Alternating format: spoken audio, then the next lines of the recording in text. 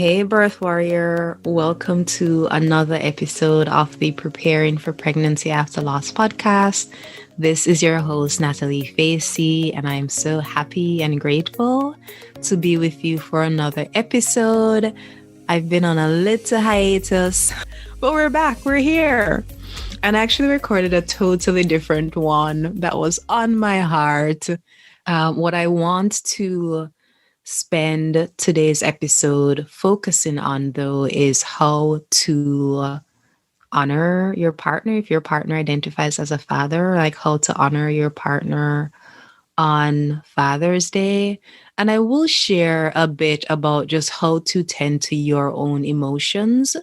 But what's really, really important to acknowledge is just as Mother's Day might be triggering for you, Father's Day is likely triggering for your partner.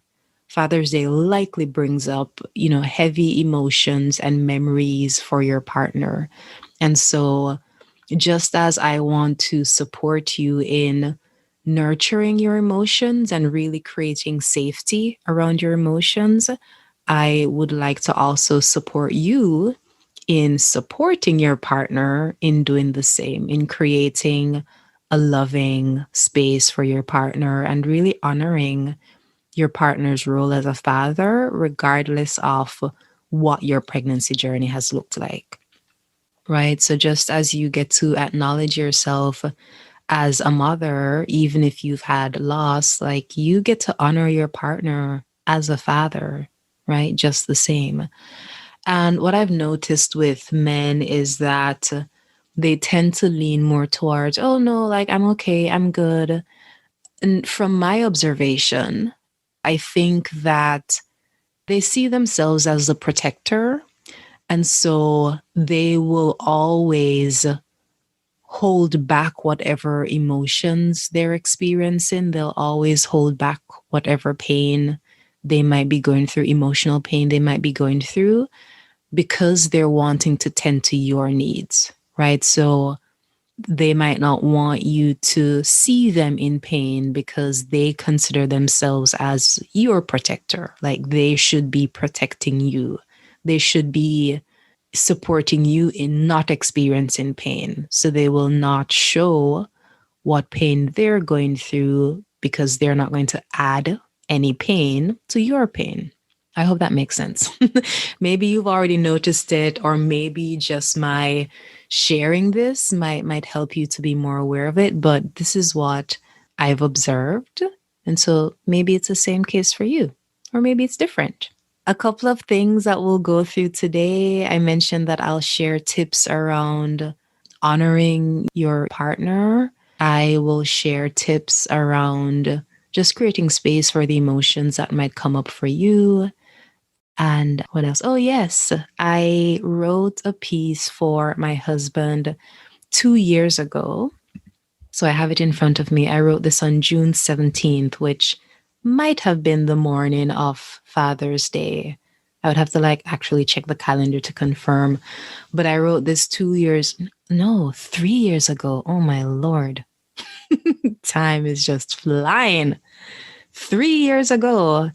On June 17th, I wrote this as a way to honor him, and I am going to share it with his permission because it's nice and interesting to look back on my journey and to remember the emotions that I was experiencing and to even see the words that I used to describe those emotions. Like it's nice to reflect on that. And I think it's just a beautiful, sweet piece that really honors his strength and really honors just how he's been there for me all along. So I want to publicly honor him in this way because he is just always in the background supporting me, which, you'll understand more about once I share this piece. But before all of that, let's talk about what emotions might come up for you. So there might be a lot of the heavy emotions that we've talked about before. So if you listen to the episode for Mother's Day, similar things might come up. There might be some grief. There might be some painful memories. There might be a sense of guilt. There might be shame.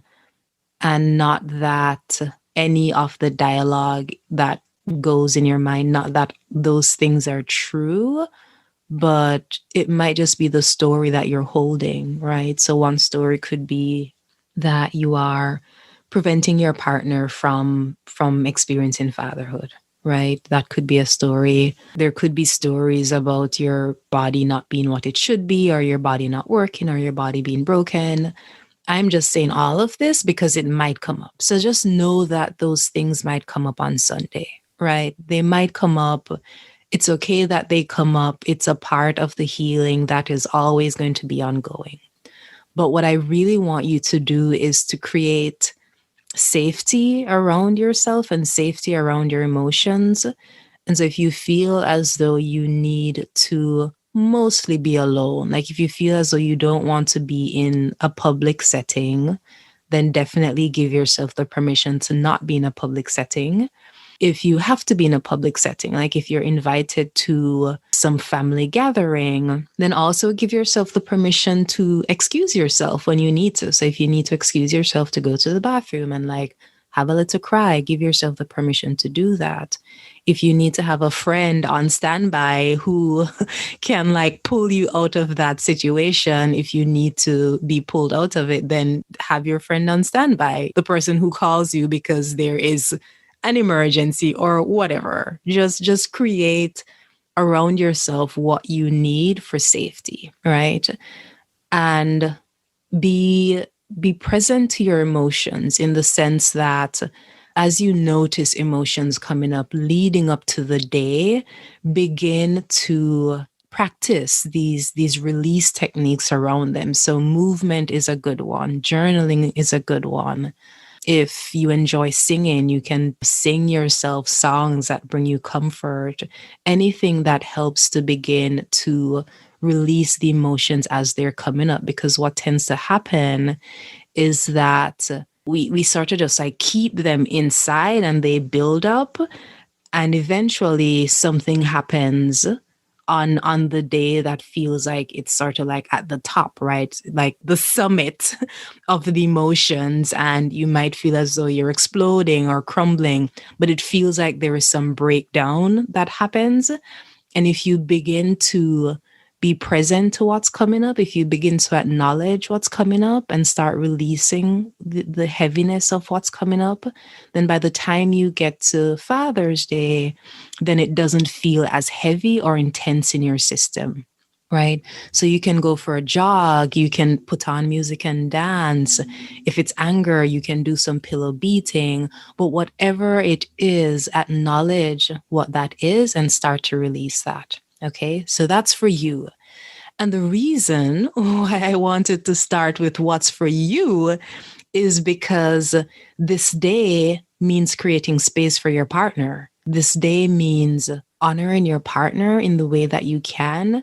And the only way that you can really honor your partner and really be present for your partner is if you are tending to your own needs first, right? Meaning, if you feel full, and not in a good sense, if you feel like you are becoming exhausted by emotions, like the emotions are just draining you, or if you feel as though you're becoming overwhelmed by the emotions, if you're moving into a state of freeze, the fight, flight, and freeze response, if you're moving into freeze and shutdown, that likely means that there's so much that you're holding that it's preventing you from having openness and movement in your system, right?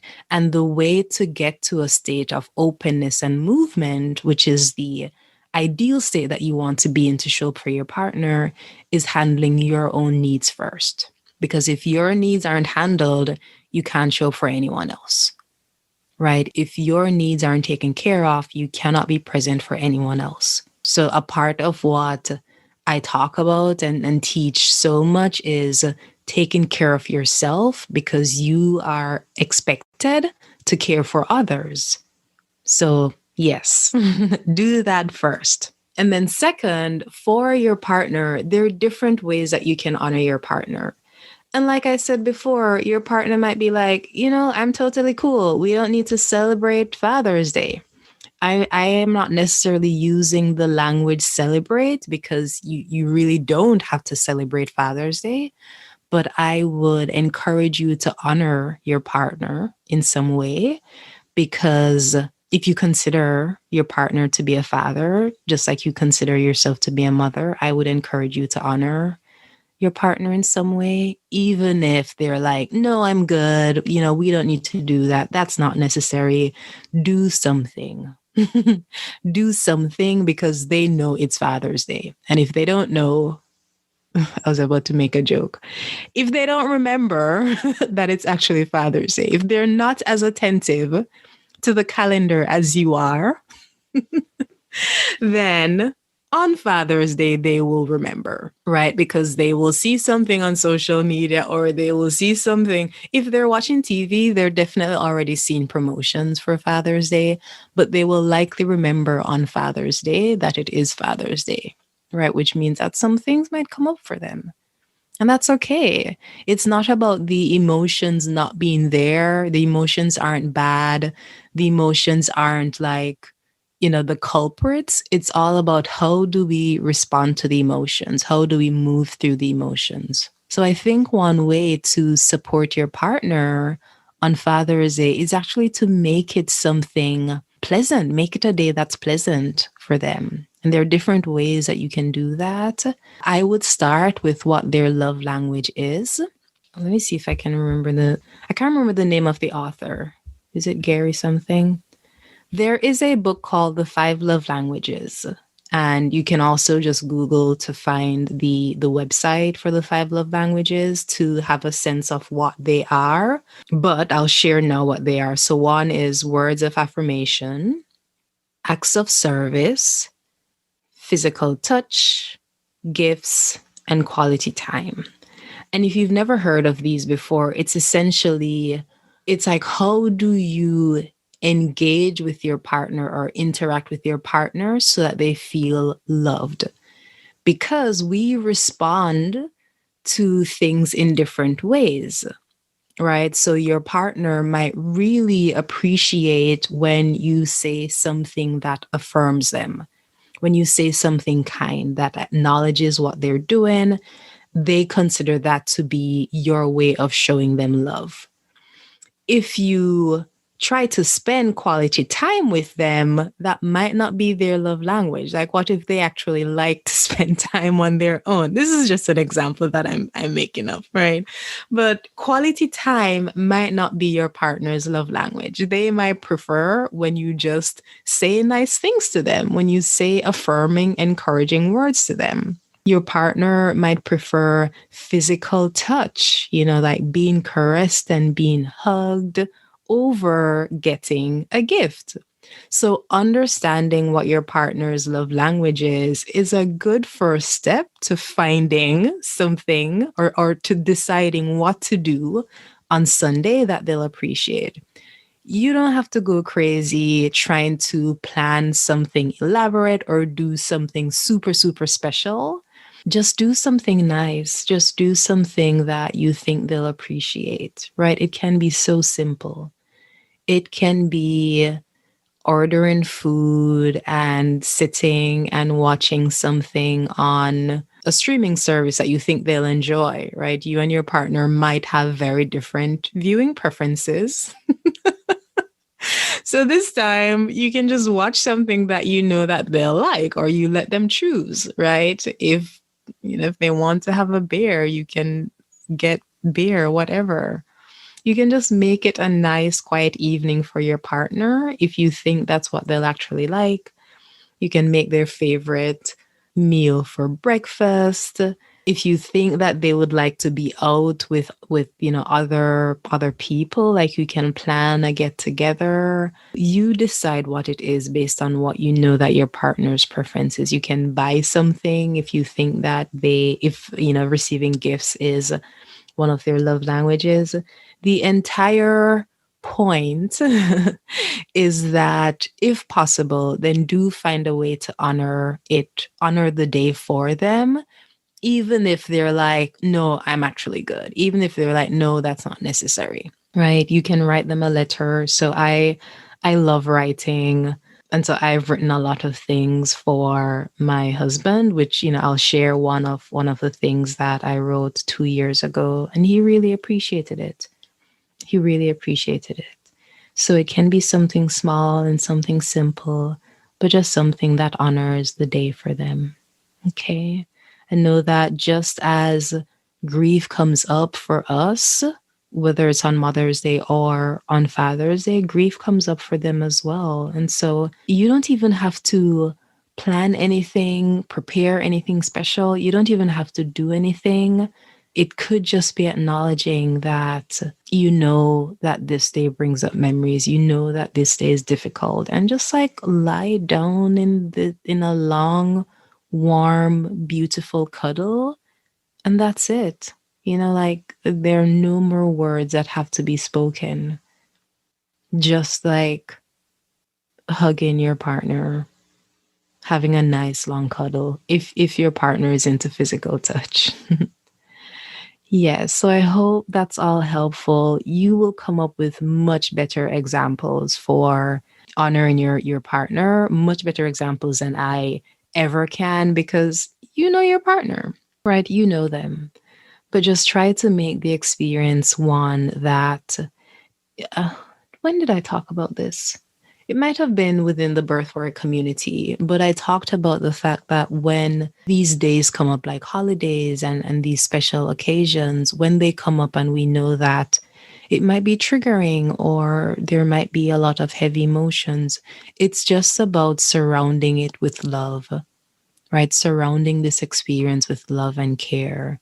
So think of knowing that this day might be difficult for your partner. How can you just surround your partner with love? How can you do that? And I'm sure you'll think of some examples to do that. And again, you don't have to go crazy. Just think of it from that framework. Like, how can I create a space for love for my partner? Okay. All right. So I hope that's helpful. And yeah, I guess now I will go into the piece that I wrote for my partner. And rereading this was so interesting because I went back to the emotions that I was experiencing. In 2018 is the year that Mateo made his transition. So Mateo made his transition at the end of March. We called it going home celebration. We had that in April and June. So essentially 2 months later is when I wrote this piece for my husband. So yeah, I'll share it with you now. And it's called Honoring Our Men. Okay. Each time I share my story publicly, I do so at the risk of receiving people's attention and sympathy, which then serves as a reminder of just how great this loss is. I'm healing and hurting all at once. It's like walking barefoot on sharp, jagged rocks, sometimes in the dark, but knowing I am making my way out of a cave whose protection has now become stifling, and towards the meadows my spirit used to inhabit. This path is the only way out. By now, the rocks are mostly uncomfortable. Perhaps the soles of my feet are hardening.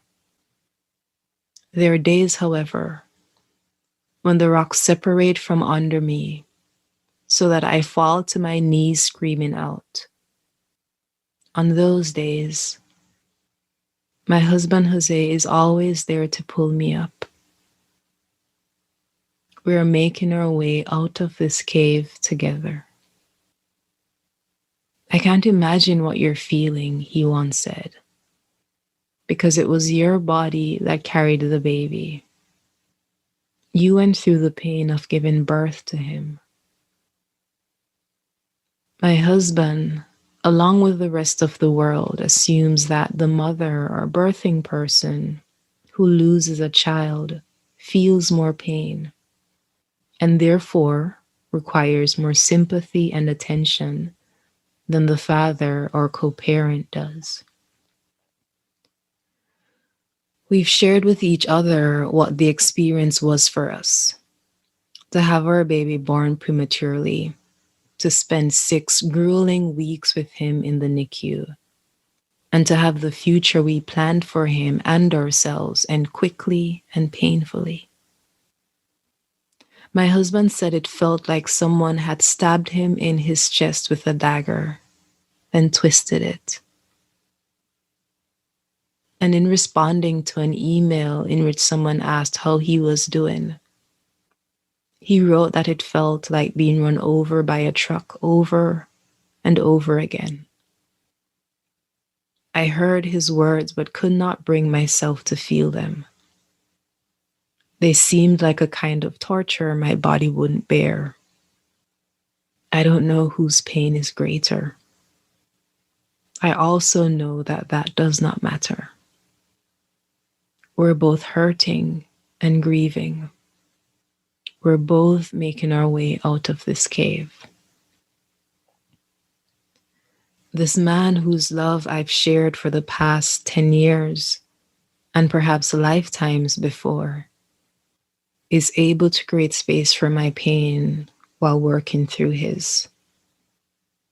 He was with me every day I spent in the hospital prior to my giving birth to Mateo, sleeping in a chair and eventually on a cot, working from his laptop between having difficult conversations with doctors about the chances of our baby's survival and potential outcomes we needed to prepare ourselves for. After Mateo's birth, he spent his days at work, then sat with me by the baby's side until late at night. Within the 6 weeks that we spent with our son and the 6 months I spent pregnant, he demonstrated what an incredible partner and human being he is. Today, I am honoring my beloved by reflecting on some of the favorite dad moments I experienced with him. This first one, sing to him, babe.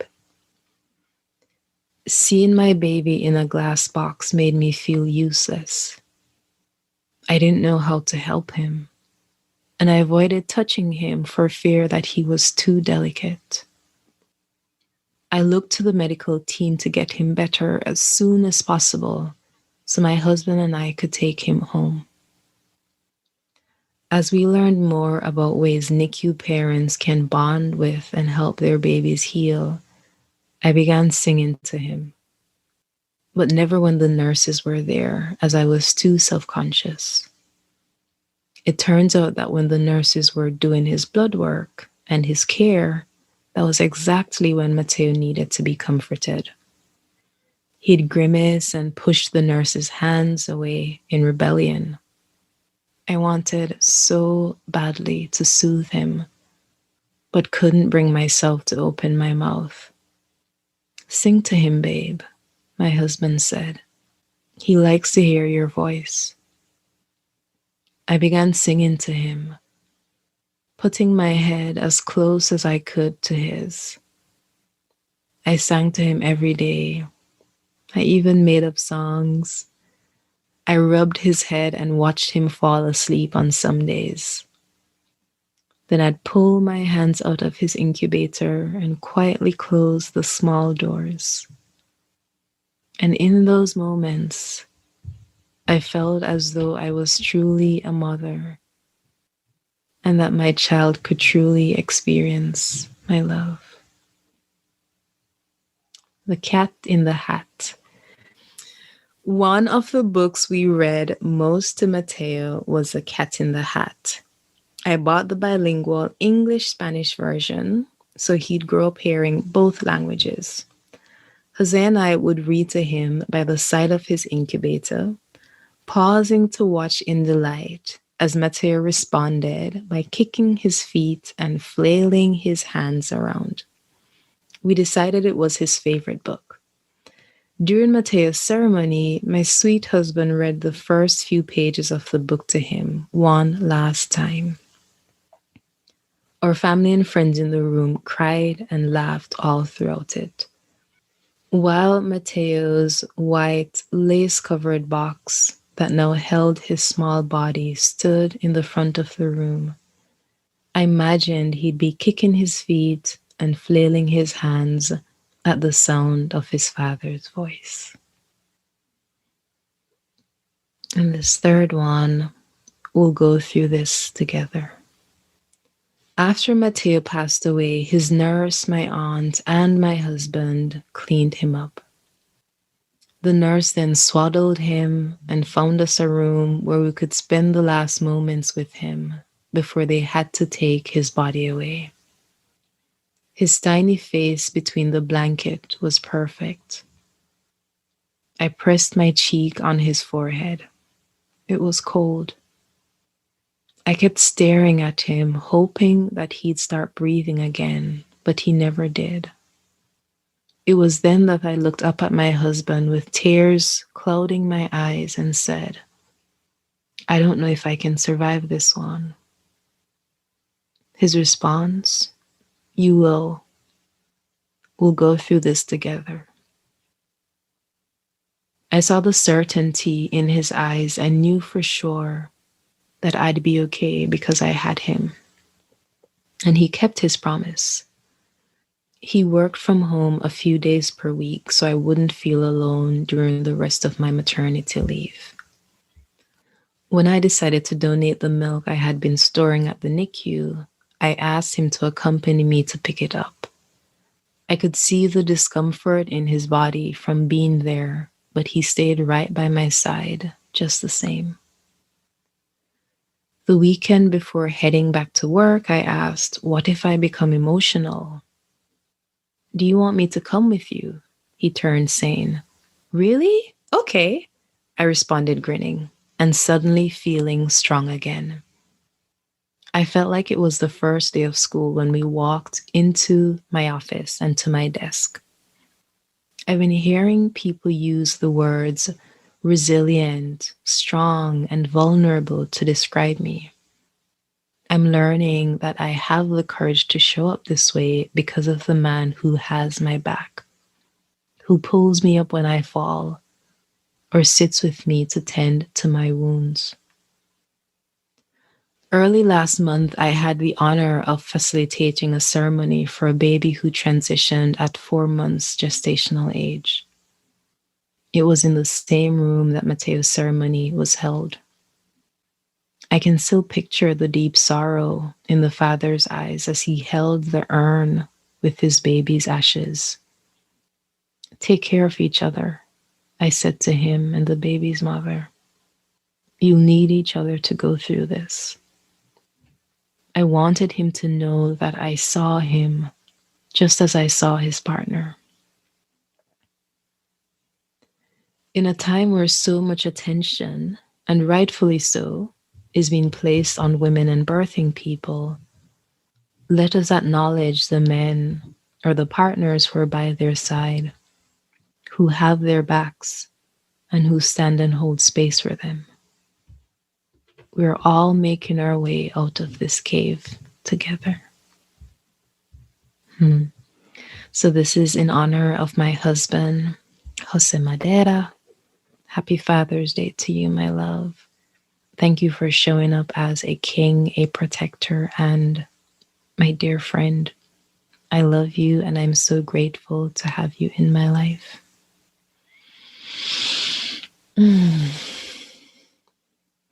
Thank you. Thank you all for tuning in. I feel like this episode, we've gone through quite a few emotions in this one episode. I feel like we definitely started like high energy. Here are the action items. And we're ending in this sweet place, being able to hold the sorrow and the joy, being able to honor the grief and the strength. Yeah. Yeah. So, in any way that you can honor your partner this Father's Day, and even after this Father's Day, right? Any way that you can continue to create space for your partner, then please do so. Your partner will likely always prioritize you. Your partner will likely think of the pain that you've gone through and dismiss their own pain because they feel as though the pain that you've gone through is so much more intense. And so, in any way that you can honor and create space for your partner, please do so. And also know that the more that you tend to your needs, the more that you are creating space for your needs, the more that you are focusing on your emotional healing, it's the more capacity that's created within you so that you can support your partner and create space for your partner as well. Yes. Thank you again for listening to this episode, and I'm sending you love today and always. I am holding space in my heart for you today and always. You know where you can find me on Instagram at The Birth Warriors or via email hello@nataliefacey.com. Yeah, reach out if anything came up for you. Reach out if there is any support that you would like. And it doesn't mean that you're ready to become pregnant. It just means that you're acknowledging what you're going through and you're acknowledging that you do want support. You do want to create space for your healing. So do reach out if there's any way that I can help you. And I will see you in the next episode. Sending you so much love. Bye.